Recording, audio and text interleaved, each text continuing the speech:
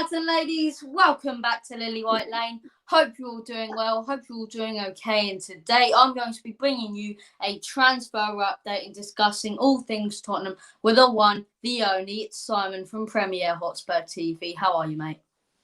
Yeah, not too bad, pal. Yeah, all going good, mate. Tottenham, the weekend, we've got a good draw, which probably one of the best draws today. So I'm happy with all that. And let's get on. Let's literally get to Burnley, and hopefully we can absolutely stuff them. Burnley this Sunday, big game. Now I want to start things off. If you guys can't tell by the title of the video, talking about Carlos Vinicius. To keep him at the club, it would cost 38 million to keep Vinicius at the club. If you ask me, he's been a fantastic backup striker. Simon, would you keep him at the club? Would you pay that 38 million if you were Daniel Levy, or would you go out there and use that 30 million to invest in other positions we need to?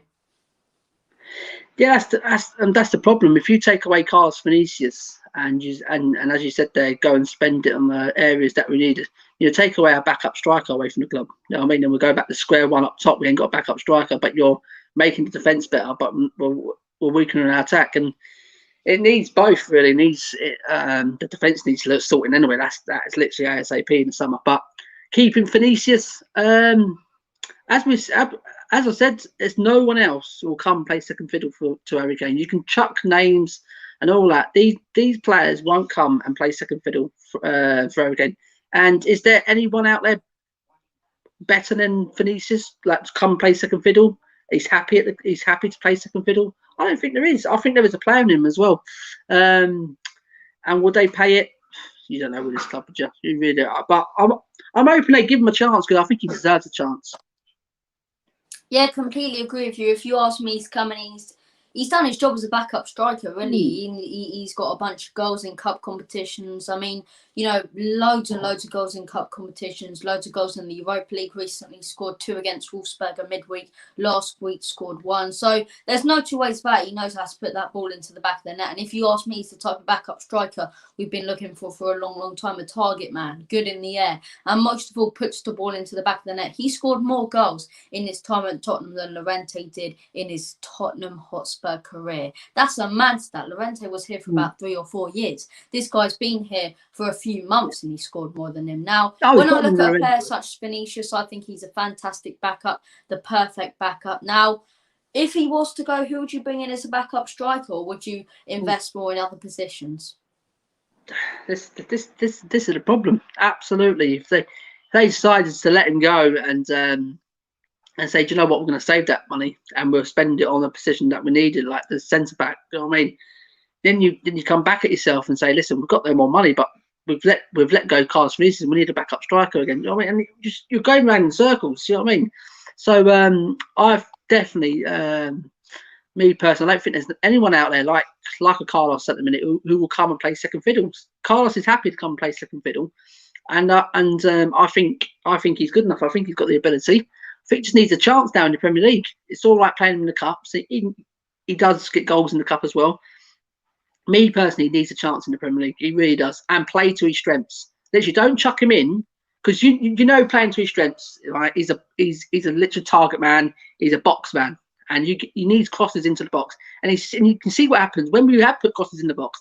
Carlos does finishing them off either with his head or he's good at his movement in the box is brilliant as well.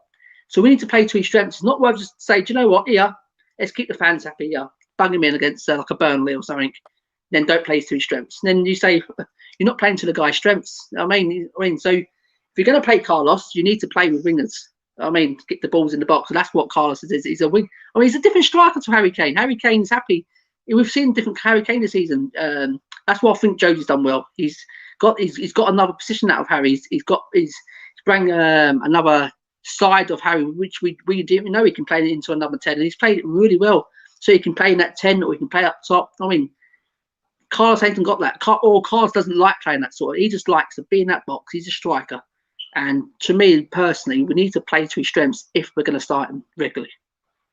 Yeah, completely agree. Also, loads of people in the house watching the live stream. Please, guys, get your comments in. Love to hear your opinions about the situation with Carlos Vinicius and who Tottenham Hotspur should invest in this summer transfer window. As I say, something else I want to touch on with you, Simon, Hugo Lloris. A lot of rumours he could be going to Paris Saint-Germain in the summer. French World Cup winning captain, won the World Cup with France, going to the biggest club in this country. Do you see it happening?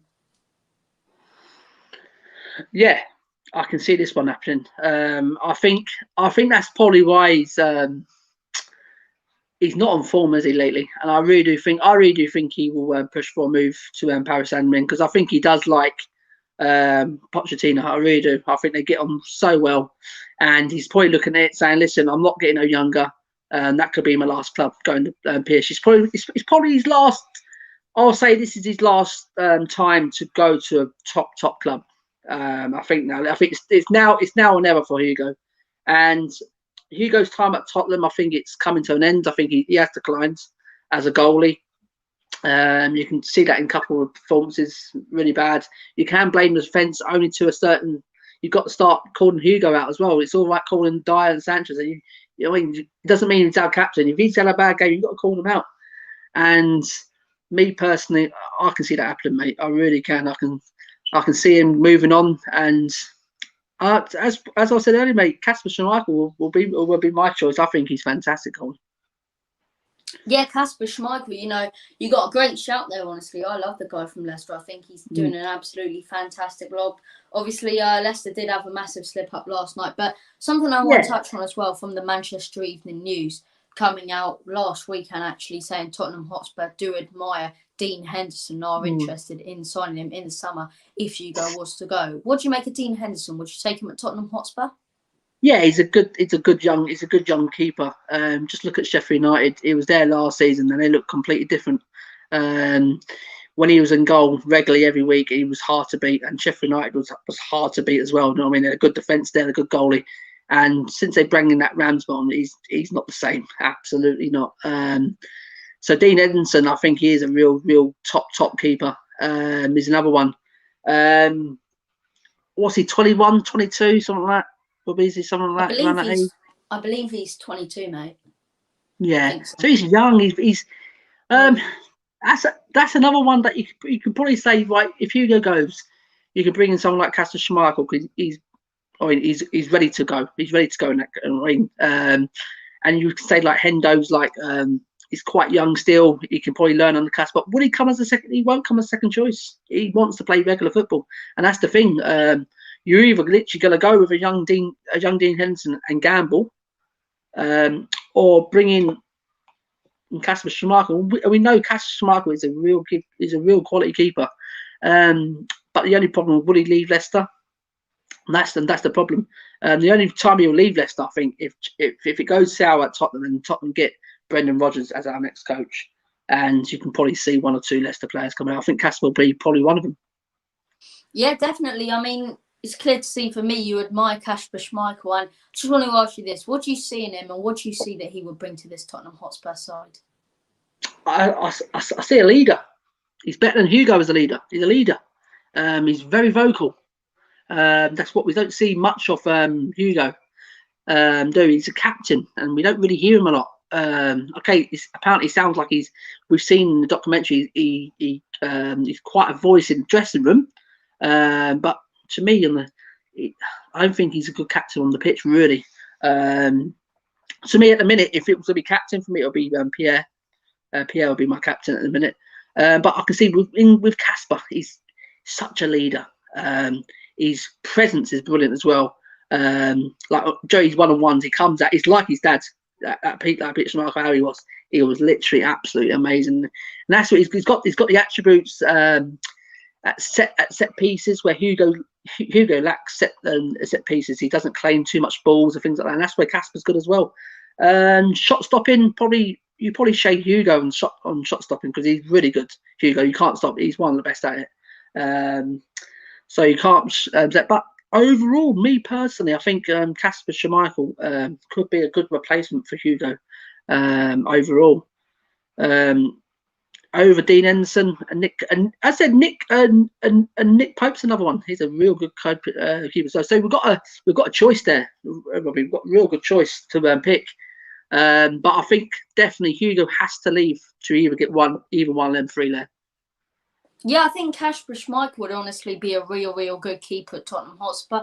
I think he's one of those people who could come in and do the job. He's a good shot stopper, like you say, commands that kind of, he commands his box really, he commands the defensive area, and I like the guy. I have a lot of I have a lot of love for him. I think he's absolutely fantastic. It reminds me of Joe. He reminds me of Joe Hart. That's what Joe Hart is good at. He's very good vocal. You can hear him. He talks to his back. Yeah, a lot of people criticise Joe Hart for some of his mistakes. But as I say, when I was watching those the early Europa games when there was no crowd noise, I could clearly see he was shouting at everybody, and he's a real leader, and that's exactly what we need. For me, Højbjerg, like you said right there, Højbjerg should be captain of Tottenham Hotspur. I completely agree with you because I think he's a proper leader. Now, we're going to move on to the midfielder situation. We're going to talk about Marcel Sabitzer right now. Tottenham Hotspur are still favourites to sign him in the summer transfer window. What do you make of Sabitzer? Oh, he's top draw on it. This guy, absolutely top draw. Actually, I've watched a few highlights of him, and that goal the other day was absolutely something else. He's an exceptional player.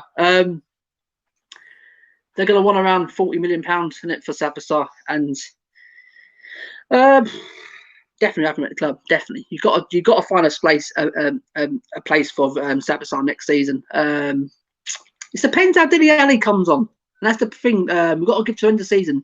Would I have Sabitzer over Dele at the minute? Yes. But we don't know how Dele might have an absolute blind of the rest of the season. I mean, and they may, you know what Daniel Levy's like. He's had a real good. He can continue that to next season, and that's how Daniel works. You know what I mean? He thinks save our money on Sabitzer and let's kick on with Dele, and that's how he works. But to me personally, definitely go and get a Sabitzer. Definitely, 100%.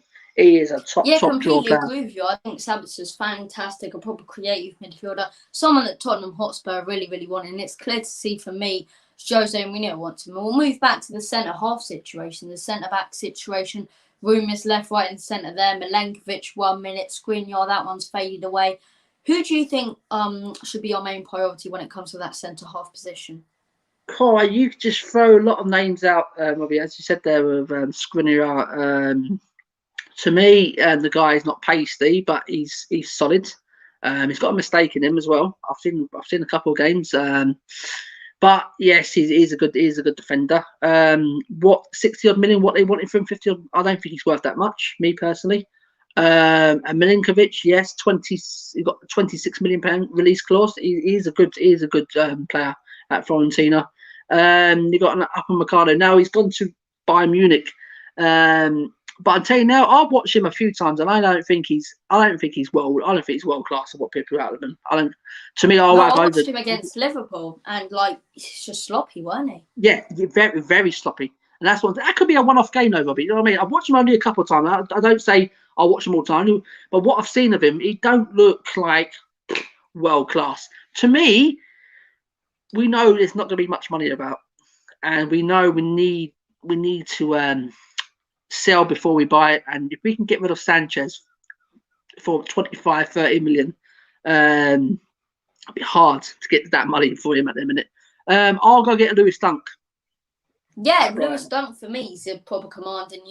He's got a great header on him as well, great in the air. But honestly, something I want to touch on, like you say there, Upamecano, for me, players succeed a lot more when they go, for example, to Serie A, to the Spanish league, to the German league. But when they come to the Premier League, for me, a lot of these players tend to struggle, and that's because the Premier League, if you ask me, is the top level of football. All 20 squads, all 20 clubs are good enough, and all 20 clubs, if you ask me, could make a place in Europe because it's so unpredictable every single season. All 20 clubs, 1 minute, one team comes up and they're in the relegation zone. The next minute they're fighting for European football. Look at Sheffield United last season. This season they're in the the Europa League. And here's something I want to touch on as well. Zlatan, everyone's saying Zlatan's back. Zlatan's back. Listen, right? He's gone to an AC Milan squad when they've got one of the best goalkeepers in the world, if you ask me. A good squad, and he's scoring loads. Yet, how come when he comes to the Premier League a couple of years before, when people would argue he's even better at Manchester United and struggles? And it's, for me, that Premier League level. And if Upamecano can't do it at RB Leipzig, he takes on one Premier League side, a Premier League side that's currently struggling in Liverpool, and really struggles. Yeah. Do you know what it is, Robbie? At the end of the day, mate, it's names, isn't it? People throw names out, and the back of the paper names. That's what I say. It's back of the paper names. That's all it is. Back of the papers. Yeah, Bobby, looking brilliant here. Bobby's great. And people say, do you know what? Oh, and Upamecano, you never watch him in your life, but because he's at the back page, everyone's linked with him. You know what I mean? No, personally, me, I've always said it. You're taking a risk when you go into other leagues buying the defenders. You're taking a risk because they can look good in their league, as you said, a German league or an Italian league where it's not as aggressive as the Premier League. It's not as quick as the Premier League. To me, you've got to keep. To me, first shop around in the Premier League. You know these players are played in the Premier League week in, week out. They know what to expect. To me, I would be going after a Lewis Dunk and a Sonucci at Leicester. Seriously, they are two really good defenders that can improve Tottenham, and we've got to be realistic. Even for Fofana as well, he's good, isn't he? For Fofana, exactly. But the thing we've got to be realistic is I'm one of them that the ball's got to spend the amount of money and things like that. But they won't. To me, I've took a step back and I've looked at it, and I've listened to other people, and you say, do you know what? It is true what they say. I mean, there's not going to be much money about. But if we can shop about in the Premier League now, we can start looking now. I'll definitely stick to the Premier League and definitely someone like a Lewis Dunk and someone like a Sonucci. Seriously, they are two top defenders, and they'll do a job at Tottenham. They've got to be much better than what Davinson Sanchez and Dyer. Yeah, exactly. I mean, that's the issue for me with this board. They're happy to and this is why people don't want to negotiate with Levy and the board and Enoch, because they will lower the price tag for basically every transfer they want to go for. Yeah, up the price tag for players who basically like he'll up the price tag. For example, the Davinson Sanchez is worth about 20 million. He'll make him about 40 million. So you can't get him. And this is the reason we don't do business. Yes, this is the reason we don't get transfers done. And people tend to wonder, why Tottenham Hotspur like this? And we wonder why we get this Spursy tag. This is why. And so many clubs we've made it hard to negotiate with. Inter Milan, Skriniar, for example. We wanted Skriniar, yet we kept on lower. They were like, right, I want this money, no less. How about this money? No, this money. How about this money? No, this money. How about this money? Okay, negotiation's over. And then be like, what? And then our scout flies all the way to Milan after the negotiation being over to try and negotiate again. It's like, exactly. Unbelievable. And that's the problem, Robbie. That's the problem. He sent Steve Hitchen all that way, knowing that he's not going to agree with Inter Milan's price tag. He's sent them over there for nothing. He's wasted his time, waste his money on flights, seriously, because he's never going to pay the money. And this is the problem at the club. And this is where we had that debate about who's to blame. And seriously, you can go on about this board, mate. To me, they've got to step up. They've really got to step up, and they've either why bring Jose Mourinho if you're not going to back him? And that's all I say, because Jose Mourinho is a manager that he doesn't really develop players. He's more of a manager that you've got to chuck money at him, and if you chuck money at him, he'll get the right players in, and he'll win you trophies. And that's how I see Jose Mourinho. Or he should not have picked Jose Mourinho and gone down another project like Pops and got like a Nagelsmann. I mean, then the fans would have said, do you know what? Okay. We can see something's happening now in the next year or so. You know what I mean? So it's happening. But with Jose, everyone got excited with Jose because we thought, oh, money's going to be spent here, loads of money, because Jose's not going to come here without spending some money on players. And it hasn't happened, mate. It really hasn't. I think they've got players in the wrong positions. I think instead of on that defence, and that's what. And even Jose noticed it when he first come in. He said that defence needs fixing, and they didn't back him. I'll tell you what, if we bring in Nagelsmann, and someone's commenting right now at RBA Gamer, Sap shows they bring in Nagelsmann, we need to build with a pot squad, it's peaked.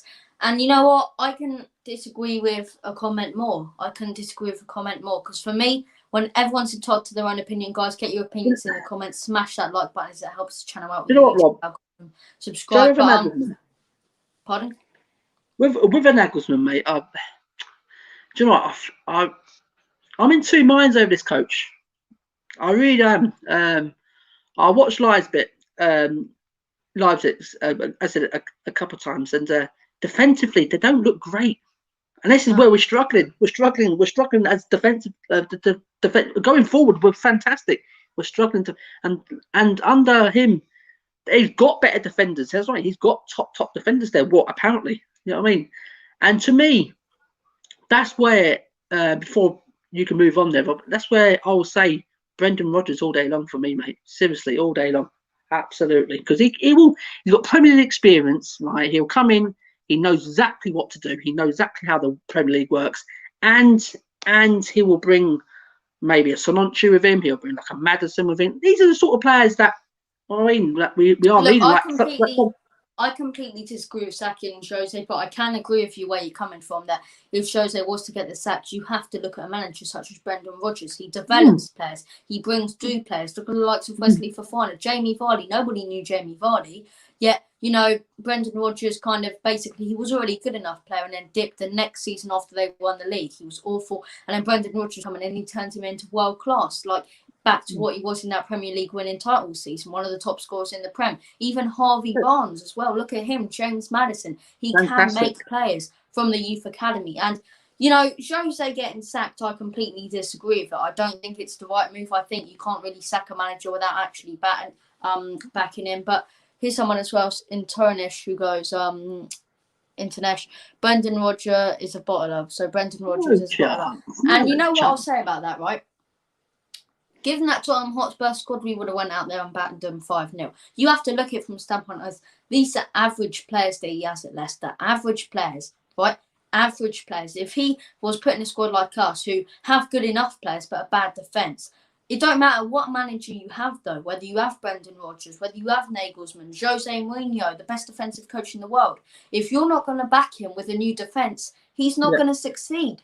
It's simple as. And you know, Brendan Rodgers, you can say he bottled it all like, but he's second in the league and still in the title race, if anyone. It's like, no, he hasn't really bottled it, and Europa League was never their priority. They're still in the FA Cup. He slapped that clock in Liverpool 3-1 the other week. I mean, he's no joke of a manager. He's an absolute top manager, and people's got their own opinion, Rob. Seriously, and I totally respect their opinion. Seriously, and this is what it's all about. These sort of things that everyone's got their own opinion. I totally respect it.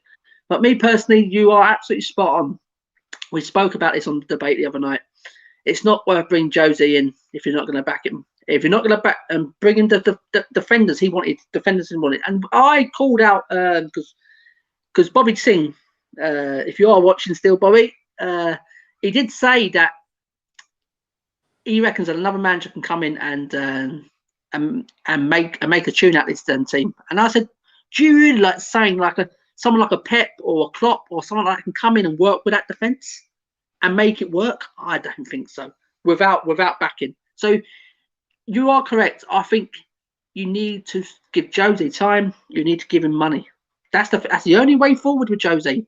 He give him money and he will sort this team out. Trust me. Because as you said there, Robbie, no one in the world can come in and work with that defence without spending no money. No one in the world. I don't care. These players here are uncoachable. That's the problem. They are uncoachable. Seriously, some of these players, not all of them. There's a few there, mate, are uncoachable. And Jose knows it, mate. That's why he keeps these little comments he does after games. That's a little exactly. It's the same signs. It's the same signs from Pochettino. When Pochettino was here, he made these little comments. You might as well call me a coach, not a manager. It's like, no matter what manager you have, if you're not going to back him, it's pathetic. You know, Pochettino had a 5-year project. And you know what? This might be a little controversial, but I agree with the sacking because he was back with some players. He had a good enough squad. He had the likes of Prime Wanyama, Prime Danny Rose on form, Kyle Walker, a really good squad. Jan Vertonghen, Prime Toby, fantastic squad, and he couldn't get the job done. Yet Jose Mourinho's pretty much just been left with the dead wood, really, hasn't he? He's just been left with left with dead wood. And you can't expect him to succeed really. And we're going to move on now to another position that I want to discuss actually, because there's a whole lot of transfer news. It's a very, very, very interesting day when it comes to transfer window and basically transfer news. Same as last week, we've had weeks and weeks of very, very interesting transfer news and updates and everything. So guys, check out all my transfer updates and everything I've done recently. But Sven Botman's one of the names I wanted to get onto. Sven Botman, apparently Tottenham Hotspur are admirers of him, 21 years of age. Liverpool wanted him as well. They backed off. Would you take him in? Have you seen much of the guy?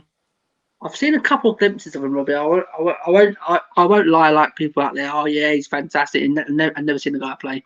Just jumps on wagons. You know what I mean, is that what other people say? You know what I mean? I haven't seen much of him, mate, so I can't really say. But I've seen a couple of clips, and he looks a strong defender. He's young. Don't much Lille want for him, over 30 odd million, something like that. I was probably around in that sort of region. It could be something we can probably go invest in. That's the sort of player that Tottenham will bring in. and that's the thing. He needs development though. Like, you know, when it comes to a player like that, look at Manchester United bringing in Diallo. And I think the way they're developing him is absolutely fantastic. They've brought him in, he's young, and now he's eventually coming through and he's getting better and better and better. Like, you know, Amad Diallo, I really respect what they did with him, other clubs. And this is the issue with this club on deadline day. Liverpool went out and Jurgen Klopp was like, right, I want 2 days, 2 players, deadline day, go and get them for me. What did they do? His scout flew straight over, gone and got the players, done and dusted. 2 players wearing the Liverpool shirt. Yes, they haven't really succeeded, but those are 2 players that he wanted. What does our board do? Jose wanted a centre half. Jose wanted a creative midfielder in the January transfer window. He wanted Ruben Diaz beforehand. He wanted many, many players. And what did our board do? They didn't back him, and they let him down, really, didn't they? It's not, you know, it's not the manager, whoever, who keeps on letting him down, and it's every single time. And I'm getting sick of this. But before I start going on a rant, this video isn't about the board. Of course, we were going to go onto the board. You know, I think it's on every Tottenham fan's mind. But we'll move on to the right back position now. As I say, loads and loads of transfer updates. Max Aarons, would you take him in for 30 million? It's another one, Max Aarons. I know some of the Spurs fans are keen on him. It's another one. He's at Norwich. He's in the Championship. When Norwich were in the Premier League, he had these moments. I wouldn't say he lit up the Premier League, but he had his moments. He had some good moments, and you can see the potential in Max Aarons. To me, is there better players out there? Maybe. But as you said there, Robbie, this ball don't want to spend money, and probably that's the sort of player we may be looking at in the summer. We may get in. Doherty, I think he needs to be shipped out in the summer. I don't think it's going to work out for him at Tottenham, really. Doherty. I don't think it's never going to work out for him, mate. I really don't, because we don't play his system. He plays in the back. He plays in the back 5 system as a wing back when he was at Wolves. I mean, and that was he doesn't play in the 4. To me, Aurier. Now he's a player that has improved this season. I really do like Aurier. He's always got a mistake in him. But when people say about players who play with a passion for the shirt, that guy plays with a passion for the shirt. I'm telling you now, he loves playing for Tottenham. But to me, Aurier going forward, that's another one. That's it. That's the price tag of Max Aarons, isn't it? It's 30 million. Whew. Max Aarons will be a good option. It will be a good option. It's a big amount of money to ask for from this board, though. It is, mate. That's the problem. That is the problem, mate. Me, Castagna will have been a good option. Seriously, he's a good. And look what he's done at Leicester. Even Justin as well. Justin, this is what I'm trying to say. You can say like blame the manager or blame the players. I blame the recruitment at Tottenham. The recruitment at Tottenham since Paul Mitchell left, he's literally gone downhill. Literally, Steve Hitchen needs to go. He is an absolute clown. Seriously, he can't spot no one. Seriously, here's what confuses me the most. You hire a scout, and your job is basically to go out there and scout players. Yet you come out publicly and say you hate it. Yeah, what exactly? That's what I'm saying. There's people out there who kill for that job to scout players. And you're saying January transfer window, I hate you. The The only thing I'll say, Rob, when we were talking about Nagelsmann earlier, the only thing I'll say about bringing Nagelsmann in could bring Paul Mitchell back to the club because he's at Leipzig at the minute. I mean, and that will be that'll be a fantastic move. Then I mean, cause we really do. Since he's left, mate. Seriously, the recruitment's gone right downhill, mate. Seriously, he was the one who brought in Gareth Bale, wasn't he, from Southampton? Yeah, that's what I'm saying. Luka Modric from Dynamo Zagreb, who we actually take on the Europa League. And that's given me a perfect cue. Yeah, very exactly. Good. That's given me a perfect cue to move on to the Europa League draw. What do you make of it, Dynamo Zagreb, last 16? How do you feel about it? Yeah, I think we're going to just roll it, mate. Seriously, I don't care what anyone says. Oh, you got to take caution. We can't take caution, mate. We're going to roll this team. And do you know what? I'm glad they switched it to the home game first.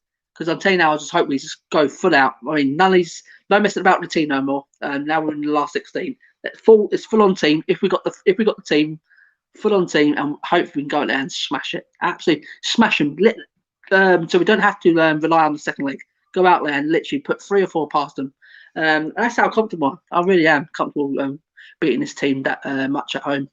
And that's the quality we got, mate. And this is what people forget how much quality we have going forward. Forget the defence at the minute. The quality going forward at Tottenham.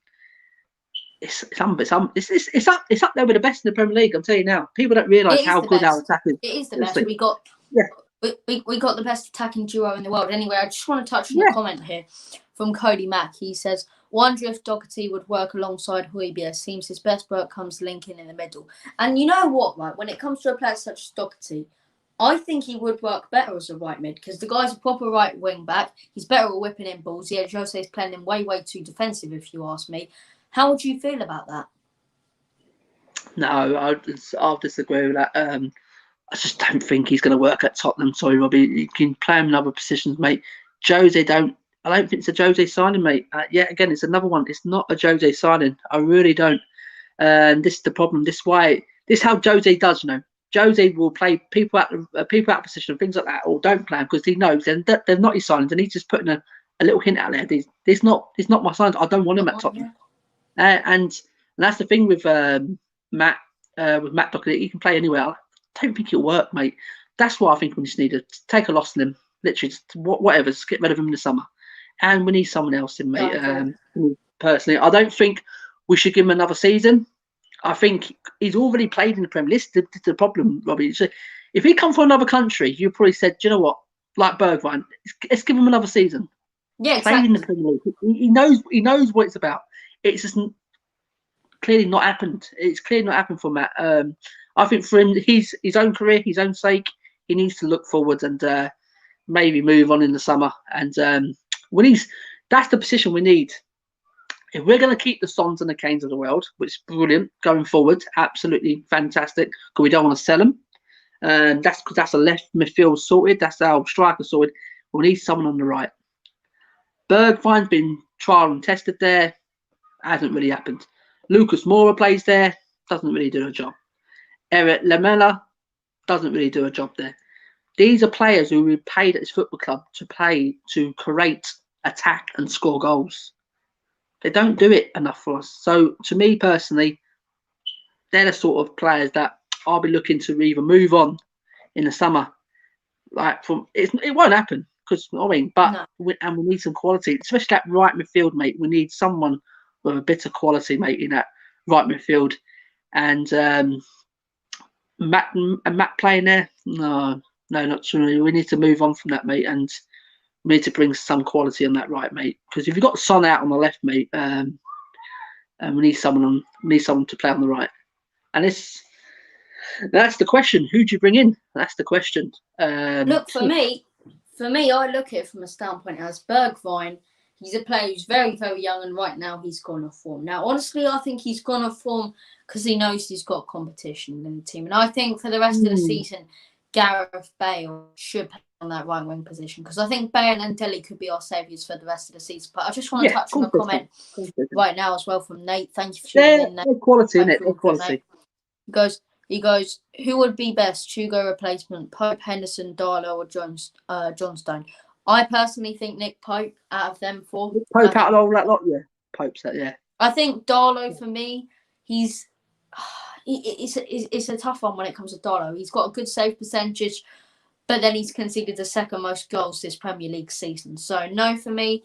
Dean Henderson, I haven't really seen that much of him this season. He's played a couple of times. He hasn't made any mistakes, but he hasn't really impressed me. And for me, Pope's always consistent. So as I say, Nick Pope out of all of them. How about you? Yeah, Pope. Yeah. My keeper's not in that list there, Robbie. But no, yeah, Pope. If it's going to be out level 4, yeah, Pope. Yeah, Pope's. Yeah, he is really good keeper. Darlow. Everyone raves about him, but he had that fantastic game against us, in it, when he saved about 20 odd shots. You know what I mean? He's a good goalie, but man, replacing someone like Hugo, no. We need someone a bit more better than that. Who was the other one? Johnson at West Brom. John Stone from West Ham. I don't get the hype about him. I get he's a big guy, he's a good shot stopper, but as I say, loads of mistakes. He doesn't command his box. That's exactly what we're looking for. And you know, when you look at players like Hugo, he served the club for 8 years, but he is aging. Just before I continue, I want to say loads and loads of people watching. Thank you all so much for tuning in. Keep supporting the show. Keep supporting the channel. Come on, guys. And if you haven't already, subscribe to Premier Hotspur TV on YouTube. Simon, please go over there and subscribe to him. As I say, quality Tottenham Hotspur content, whether it be previews, live watch-alongs, the whole shebang. So subscribe to him on YouTube. But as I say, you know, everyone who's tuning in, please smash that like button, as it does help me out in the YouTube algorithm. Keep supporting the channel. You know, subscribe to the channel if you haven't.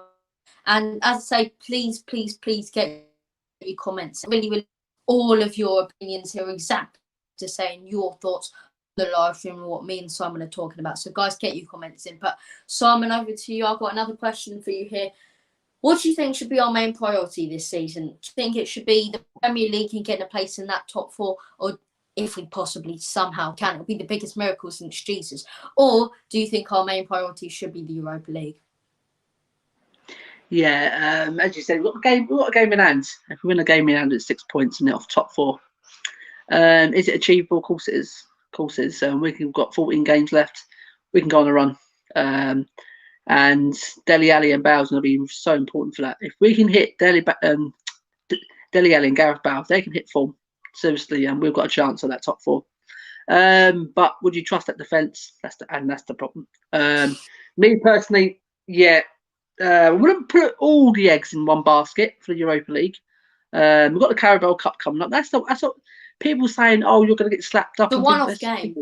It's a one-off game. It's a one-off game. I've said it many Jose, times. And if you're ever going to want someone at the helm in a final, it's Jose Mourinho. Jose all day long. Because Jose knows how to win a final. He's not a silly man. He's got the best of Pep the last couple of times at home. Okay, we lost against at City, but to me, you can't doubt City's ability, and their quality is unbelievable. I mean, it's the best. They're on another level. They're on another level from everyone with the quality. But me personally, don't rule out that Carabao Cup, because I really do think we've got a right good chance of winning that, a one-off game. And Europa League, definitely got a great chance. So me personally, I wouldn't just chuck the eggs in just the Europa League and forget about the league, because the league can be doable. Because we've seen it change so much. So it's so much over the time. I just think, me personally, we beat Burnley. We win our game in hand against, win our next 3, and our game in hand, and literally we're up there again. I mean, we're up there in the top, probably top 4. I think that's where it's depending on results, depends on how the other teams play. Then everyone will be flip flopping again. Oh, look how Jose's done it again. He's masterclass. You can't be seriously, and this is how a season can flip. This is the problem with modern day football. As soon as a manager loses 4 or 5 games, people are like, Jose should be sacked. This manager should be sacked. Listen, Jose Mourinho is the king of finals. He's never lost a Champions League final. He's only lost 1 final ever. 1 final, and that was with an awful side. So as I say, it's a one-off game. People don't get carried away. It's a one-off game. It shows, and I just want to read out this comment here as well. If Bergwijn has shown a good defensive side, maybe he would fit in that double pivot. You know what, right? When it comes to Bergwijn, for me, the guy's a right winger. He hasn't been doing it recently, but he's young. Exactly. So you give him next season. For me, you give him next season. You let him impress. You play him And honestly, here's my one issue with Jose. You're playing a right winger, an attacking player, but you're playing him as more of a defensive style winger, Exactly. There more you of go. a That's right your wing back. And I look at it from a standpoint as he's doing a good job defensively, but then people are getting annoyed at him for not scoring. It's like he's told to do that. That's not him. He's told to do exactly. that. You saw what he did at PSV. He's up front for Holland, up front for the Netherlands, But up front the thing for is, PSV. with Bergwijn at PSV, he was playing on the left, and then he cuts in on his right. And I think that's the problem. He's playing on the right, but he can't cut in on his left because he's not. He's right-footed. So to me, I would love to have him playing a couple of games on the left. Let him see what we can do, and then come and cut on his right. To me, with Bergwijn, as you said, they're spot on there, Robbie. He's been told to defend. Josie sets up and he tells his players, "You're working hard for me. You're going to defend a lot for me today." And that's not Bergwijn. Someone, as you said, he's an out-and-out winger. He wants to attack, doesn't he? Of course he does. He doesn't want to defend. Why do you want to come into a club and defend? No.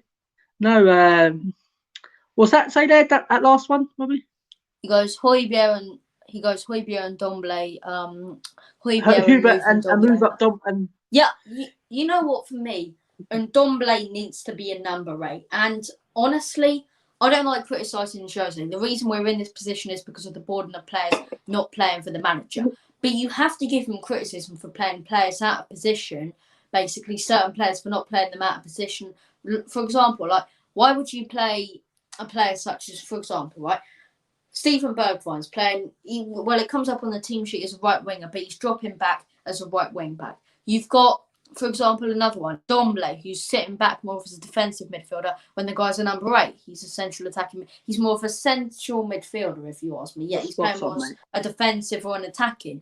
And you look at other players as well who just are sitting back when they need to be attacking when they need to be sitting back. It's like we're calamitous right now, and people wonder why we're in this. And like I said last week, this could be the turnaround for our season. We won the Wolfsburger game, then we got thrashed by West Ham. The Premier League's on a whole nother level. So a whole nother kettle of fish, like you say. Whole different thing. So I'm not going to believe it until I see it. I really want 3 points this Sunday. And this comes to one of my final questions. Do you think if we beat Burnley, this can be the turning point for our season? Oh, yeah. You can win any game, could be the turning point, Robbie. That's the point. That's the problem. Yeah, it can be. I thought beating West Ham, I thought last week was going to be our turning point because I was really confident going to West Ham and was going to get a result there. Especially when it's a shame we didn't show that second half fight in the first half fight. You know what I mean? That's the problem with us. We show it too late. Where we literally want to go for a game. Would it be a turning point against Burnley? You expect to beat Burnley. That's the problem. You expect to beat Burnley, and what it will do is just paper over cracks still. I mean, that's the problem. We've got big problems at this club at the moment. And it will only paper over cracks. To me personally, beating Burnley won't say, yes, that's the saver. Yes, we're on to big things. I think we need to win the next 3. Literally, we need to win the next 3. Fulham away, then Palace in it at home. They're winnable fixtures, though, aren't they? But winnable fixtures. We head into every game. Yeah, exactly. We try and act confident, but I'll tell you what, my confidence is gone, and it's going to take us to win all 3 of those games for me to forgive Jose and those players after what I saw in that West Ham one. But I've got a comment here, and then I'll get straight over to you, Simon. Sorry, but it's from Nate again. Big up, Nate. Thank you so much for tuning in, and loads of people tuning in right now, guys. Please, I cannot state this enough. Keep supporting the channel. Go on, guys. Like a Tyson Fury, bish, bash, bosh, bang, knock it, the F out. As I say, brilliant content, brilliant Tottenham Hotspur content. Please support the channel. As I say, really, really good content. And we've got a guest here as well. We do have Bobby Bob Spur TV. How are you, mate? You all right? I'm all right. How are you guys? You all right? I say. Bobby. All right, mate. Not too bad. It's a pleasure to have you on the stream, Bobby. Honour, mate. Honour. We were just discussing Tottenham Hotspur's recent form. Who'd you put it down to? Did you put it down to the players, the manager, or the board? I think Si knows what I'm going to say. Yeah, I mean, the thing about these platforms, and especially yourself, Rob, a lot of people come on and can give their opinions and say how they feel, but they need to back it up. I'm a firm believer that some of the team selections that Jose's made has been to the detriment of the way we've been playing. It's quite evident that Sanchez and Dyer don't work. So rather than try something different when he had the chance, because we're coming up to the tail end of the season, maybe it's not the opportunity to experiments got slightly less. So I do put it down to Jose. A lot of people have been talking about the second half of West Ham. My question would be, why didn't they have that oomph and the desire in the first half? No one's called Jose. Jose's not. See, what is Jose telling them before the game starts for them to perform like that? And for the way I see it, for the fact that they played so well in the second half, shows how wrong he got it in the first half, and that I believe is down to Jose. Don't get me wrong, players have got a lot to answer for as well, and obviously we've got the bigger picture, which is obviously the board, the fact they haven't backed Tottenham properly. So obviously there's the bigger picture, but right now the immediate effect, I personally, I'm putting it down to Jose, but the players aren't getting away with it. And the fact we've got average players at the back doesn't help. I know you talked about Doherty earlier. I do feel for him because I think the worst thing that happened to Doherty was Reguilon. I think we bought him. When we bought him, it was on the back of some wonderful performances with Wolves, where they used to play him as a wing back with five at the back. And I honestly believe Jose was thinking to play him. Was going to play Tottenham with five at the back with Doherty as a wing back like he was at Wolves, but I don't think we expected to get Reguilon. I don't think that came out of the blue. And how do you turn a player of that quality down?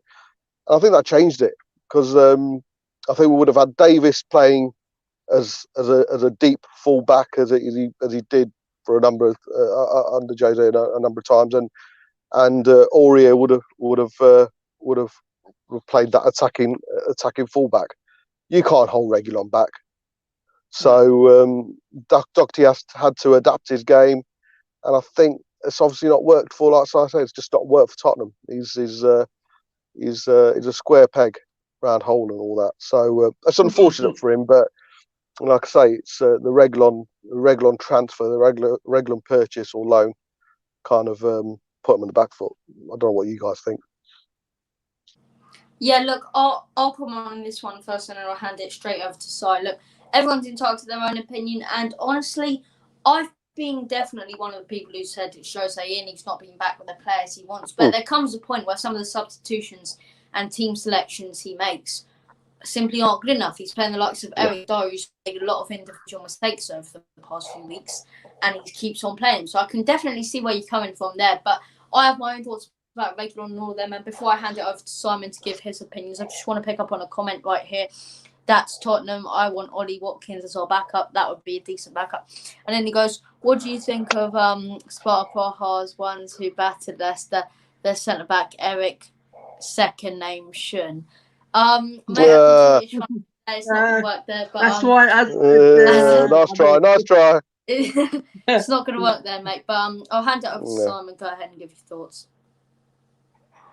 Yeah, you already know what I told you, Robbie, about Doherty. He used to play, as what Bobby said, he used to play as a wing back at Wolves, and Jose doesn't really play that, and he doesn't really play well in a four. And the thing is, Bobby, as I was saying to Robbie, it's not like we've got Doherty from another country. He's played in the Premier League, and this is what I'm baffled about. And it doesn't even matter if he plays in the four. Where's his form gone? Where's his confidence gone? I just don't get it. Me personally, it wasn't a Jose signing. Jose's literally pointing it out. That's why he doesn't play him in his right position, or he doesn't play him much. He's telling them literally, that is not my sign. That is not my player I wanted. And I just don't think, Bobby, I don't think he's good enough to play at the club. I really don't. Don't get me wrong. I'm not saying he's a bad player. I just don't think he's a Tottenham player. I really don't, mate. I don't think he fits the bill at Tottenham. And bringing Reguilon into made of put Doherty. What would you say about bringing Reguilon in? Made a push I think Jose's mindset was always going to be playing Davis. We never expected to get a left back. I don't think we were even looking for a left back. So I think he always had Davis as that deep fullback playing alongside the other two, and letting the right back, in essence, Aurier, to go up and attack. And he brought Doherty in for that. The fact we brought Reguilon in as well. Jose won't have two fullbacks attacking at all times, so Doherty had to adapt his game to probably stay back a bit more than what he had been doing and what he would have preferred to. And I don't think he's been able to adapt. When he goes forward, you wonder where he is defensively. At least Aurier's got that about him that he will chase back. But with Doherty, it's great seeing him go forward, but his crossings aren't great. But he's so slow to get back as well, because he had that. Back up with him when he was at Wolves, because he had three centre backs behind, but he's not been out. But he does, like you say, Si, it doesn't make him a bad player, mate. It just hasn't fit into our system. Yeah, as I said, Rob, I said with who's to blame at the club. I said we've talked about this on here. I'll tell you earlier, and we had a debate the other night. And I said it could be numerous things. I said you can call out Jose for his tactics, the way he sets up, the wrong decisions on substitutions. Then you go on the players because they don't get away with it. They don't. But then you can point the balls. They haven't backed Jose. If they did back Jose, would it have been completely different? We don't know. And this is the biggest thing. We don't know the answer at the minute, and that's the thing. Everyone can blame everyone else. But I still say if you don't bring a Jose in and don't back him, Jose ain't come in to not spend no money. Absolutely. Totally So agree. if you weren't going to back him, you might as well just gone through another project like a Nagelsmann and say, listen, come in and do another 5-year project. Then us Tottenham fans would have seen, okay, there is going to be another project, and we understand where the club wants to go. But everyone got excited when Jose come in, thinking it's going to be a quick fix. These big name signs to come in, and we're going to win trophies. And it hasn't worked out. He hasn't spent the money. So do you blame Jose for that? Do you blame the players? Do you blame the board? And it's loads of things at the club. It's not one person at the club. It's a combination, of course, mate. Yeah, the bigger picture, I think, like Rob said, the bigger picture is the board, hands down. I totally agree with that. And I've always said, and I've said this to you a number of times, I want egg on my face. I want Jose to win every single game till the end of the season, win us a Europa, win us a Carabao Cup. All I can go by, matey, is what I've seen for the last few months, and it hasn't been good. And if it was a one-off, then fair enough. But the fact is continuous lack of attacking intent that's been brought to the pitch. For me, that falls with the manager, regardless of the players we've got. And you're right, mate. No one's going to come in. No manager's going to come in and make Sanchez and Dyer not a bunch of shit players. Of course, not going to do that. But then it's Jose to identify that and say, right, you're rubbish. Right, let's give someone else a go. For me, he's. But do you reckon, Bobby? Sorry, Bobby, but do you reckon he has done it? I reckon he has done it. I don't care what anyone says. He has told this ball, listen. I don't think he's played Rodon as much as he could have, matey. I think Rodon could have. And Toby, it does make me wonder why he's missed so many games. He missed 3 or 4 games in a row, and I could understand that. The amount of experience that Toby could bring onto that pitch, that calming influence, is second to none. Yeah. So, and Toby will make any other defender who plays alongside him a better defender, be it Sanchez, be it Dyer, be it Rodon. And yes, I know, you're going to say he can't play every single game. I totally agree with that. But he's not played as much as he could have, and same could be said for Rodon. We can all see Dyer and Sanchez haven't worked, and it won't work. Yet he continues to play him in games, in continuous games, whereas he hasn't done it with Toby. So that would be my argument, matey, is that, yeah, he's done it, but he hasn't done it frequent enough. Guys, I just want to take a couple of comments here before I let you both continue. We've got Plans-Tottenham in the chat. This guy always tuning in, always commenting. Mate, thank you so much for tuning in. Well done, mate. He says, if Jose got a world-class centre-back, we'd be sitting second. I sort of agree with that. I'll get to that in a second. Wayne Bonner, always see you tuning in to Matty Hates His Dreams. Thank you, mate. He says, I like what I saw of Lavinia against Wolfsburg. Sort out at least 2 centre-halves and watch us fly next season. Yep. Nate saying, I like Lavinia as well. He looked a bit nervous, but he was promising. That's Tottenham coming in again, saying Dane Scarlett is our Phil Foden and Ansu Fati. Got another one here from Nate Hangen. Dane Scarlett will be on Foden's level in a few years. Yeah, wouldn't be surprised. I know he's got a bright future ahead of him. And then sorry, I can't speak. I'm speaking so quickly. Another one from Wayne Bonner. Thank you so much for tuning in, mate, as well. Saying Toby and Tanganga centre-backs in the league. Is Rodon injured if he's not playing at the moment? Now, I'll let you guys comment on this, but when it comes to me, I think Tanganga is more of a centre-half than a right-back. What do you guys make of him? Spot on, mate. And what you find, Robbie, he's not going to play centre-back. Purely and simply, Jose's been on record in press conferences stating that he sees Tanganga as a full-back. And that stubbornness will get the better of, unfortunately, possibly Tanganga's career, because under Jose, it's very unlikely he'll play centre-back because he's so stubborn. The fact he's gone on record to say he sees Tanganga as a full-back, he'll continue to play him in full-back. But like yourself, I think the future is Tanganga, as far in my eyes, Tanganga and Rodon. But you can't play them together at the moment, purely and simply because there's no experience there. Hi. Yeah. Hi, John. That's what it is. Yeah. Someone I just want to touch on something, guys. There's a Lily White Lane in the chat. That's not me. That's someone in person. Exactly. Mate, they're getting everywhere. What's going on with these cloners? They're getting everywhere. Size had a fatal attraction. You got your own stalker as well. I feel a bit left out. But as I say, guys, continue on what you were talking about. Sorry, I just wanted to comment on that quickly. Yeah. Not a problem. Yeah, Tanganga is not a right back. He's a centre back. Trust me. And probably said there, right? He's a stubborn. Yeah. Jose Mourinho is a very, very, very stubborn man. Absolutely, he's set in his own ways, and he'll never change. And that's the problem with Jose. He doesn't want to be proven wrong. He don't want Tanganga to go left centre back and be proven that he can play centre back, and that's his position. Yep. And he won't do that whatsoever. He'll keep playing him right back, or he won't play him at all. And that's the thing with Jose. Tanganga needs to play centre back. And to me, he's better than Sanchez for me. I think he'll become a better defender under Toby if he plays with Toby. Same with Rodon. Rodon will be a better defender under Toby with Toby. But to me, as what I said earlier and on my channel there, Bobby, that Toby can't play every week. Why can't we just put Rodon and Tanganga together and say, give you 5 games here? There's 5 games. It can't get no worse than Sanchez and Dyer. Really, I'm telling you now, but he won't do it because he's stubborn, isn't he? Very, very stubborn. Yeah, I've got the experience side as well, so I suppose putting them both in together. The good thing about, I say the good thing, don't get me wrong, I wish we were sitting top of the league, but the fact we've got an easy-ish draw, we have to be cautious, but the fact we've got an easy-ish draw in the Europa League. Yeah. Come on, Bob. Obviously we've got the Carabao.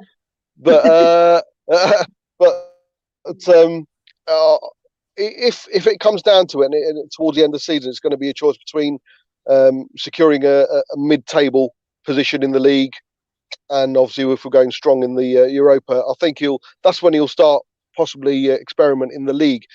He's going to be going full strength in the Europa League now. There's no qualms about it. He will be going full strength in the Europa League. So if there are going to be any changes or chances, it's most likely to come in the league now. Interesting what you say about Scarlett. So I know you put this. I think Robbie, you did. Son's going in the summer. I honestly believe that. It's taken so long.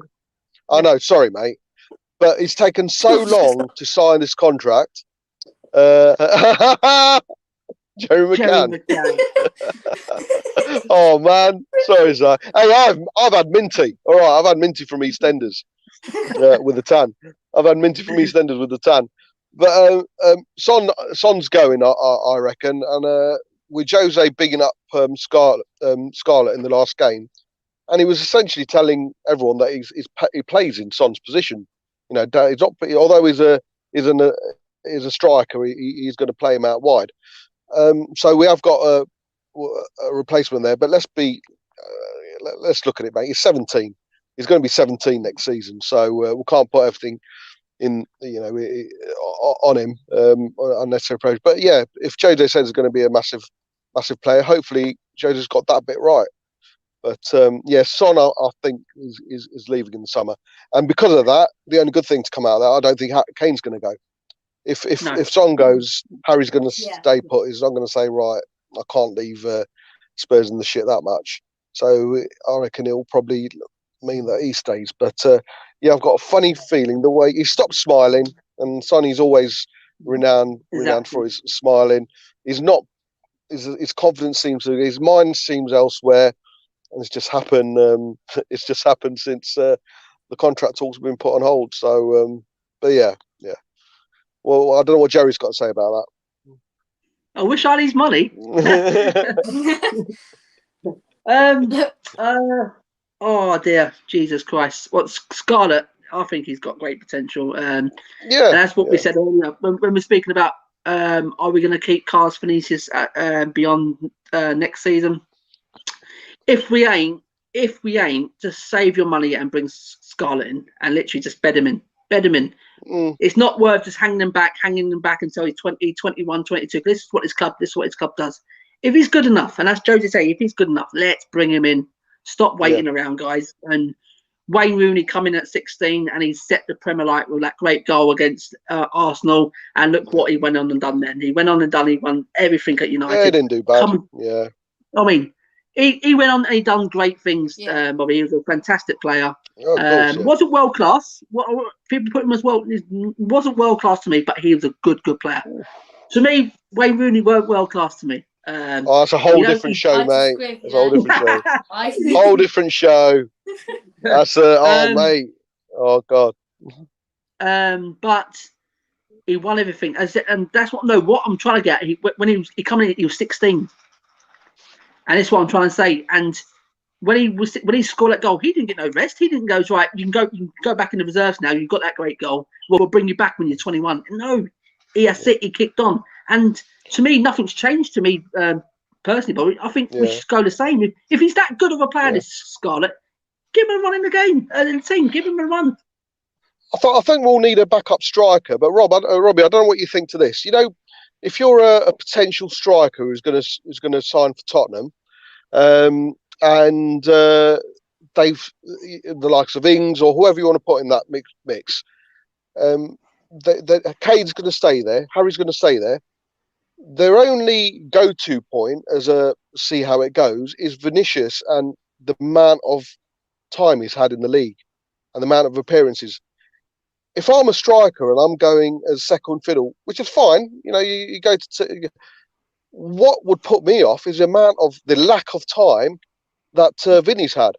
So that's going to be a sticking point, I think.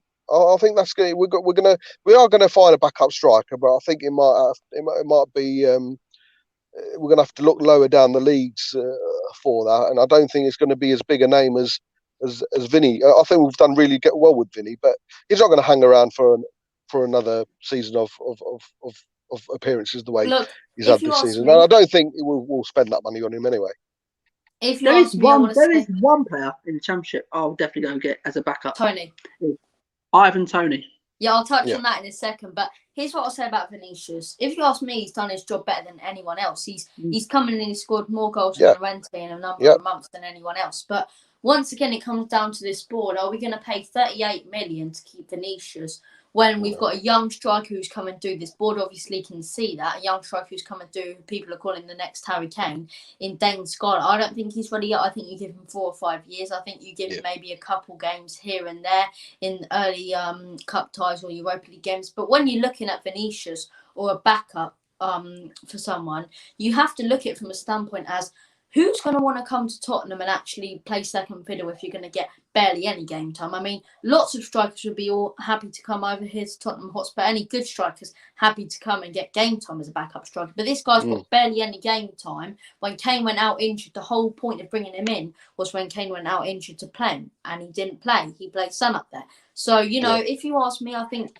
he should have been treated a little better. But I'd see no reason why this board would invest 38 million in a backup striker when we need other positions that we actually need to invest in. Plus, if we're going to cut off Jose's contract, which may happen soon, I don't want it to happen, but it may happen, that's another 35 million. So all of a sudden, that's 60 million you have to spend in the summer. And then we still have to go out there and maybe invest in Hugo's long-term replacement and a new centre-half. So I don't really see it happening, Bobby, but I'll hand it over to Simon and then back to you.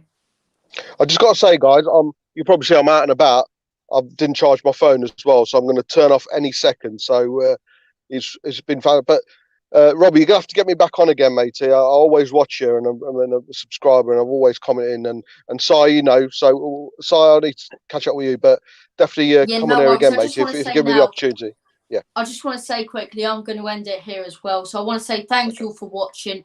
Make sure you smash that subscribe button, hit the like button. But quickly, guys, I want to give you both the opportunity to plug your YouTube channel. Sorry, I can't speak. So Bobby, go ahead. Tell people where they can find you on YouTube. Yeah, brand new channel inspired by you guys. It's Bob Spur TV. Just started up a couple of days ago. It's going all right. It's a lighter look of all things Tottenham. I think we can get a bit too serious. And when it's time to get serious, I will get serious. But it's a lighter look of all things Tottenham, and being a passionate sport for 33 years, got a lot of opinions. Everyone might not agree with it, but that's what these platforms are here for: to give your opinion in an articulate way, and then have a discussion if you disagree, which I've done a few times so far. Fair play to you, though. Completely respect you, sticking up for your opinion. It's what's this all about. Everyone's entitled to their own opinion. A lot of people saying, don't end. Listen, guys, we have to end. I have to do stuff. I'm sure you guys have to go and do stuff as well. So, guys, we have to end. But don't worry. You will see me back with some, I believe, some new content tomorrow. Obviously, on Sunday, it's game day. You can check me out on many, many other channels, whether it's Matt Hayes at halftime, before the game and after, on my own channel doing a match review, a pre-game show. So there'll be loads of content for you guys to enjoy on Sunday. Loads of content as well, hopefully tomorrow. But as I say, Simon, go ahead and plug your channel. Yeah, nice one. A nice one, Robbie. Yeah, guys, get over to Bobby. He's absolutely fantastic. This guy, cheers, brilliant, mate. Thank you. Thank you. Cheers. His knowledge is great, and he seriously brings some great opinions. I've had him on my show a couple of times. He's brilliant. And cheers, mate. Guys, literally get over to Lily White Lane. Absolutely youngster who's coming forward. Massive things happen for this guy. So get over to him, guys. Smash that subscribe, guys, for Robbie. And to me, guys, you can find me on the Premier Hotspur TV and Premier Hotspur, both on YouTube and on Twitter, guys. Brilliant. Look, guys, it's been absolutely brilliant to have you both on. Si, Bobby as well. Everyone who's tuned in, you're all legends. I'm thinking they're asking, how do you call in? Guys, whenever I go live from now on, I'll put the link in the chat. Anyone who's watching, go ahead and jump on. Give your thoughts about Tottenham Hotspur. I'll allow you to. But, guys, it's been an absolute pleasure having you both on. Everyone who's watched, thank you all so much. And as always, cheers, come on, mate. you Lily Whites. Come on, you.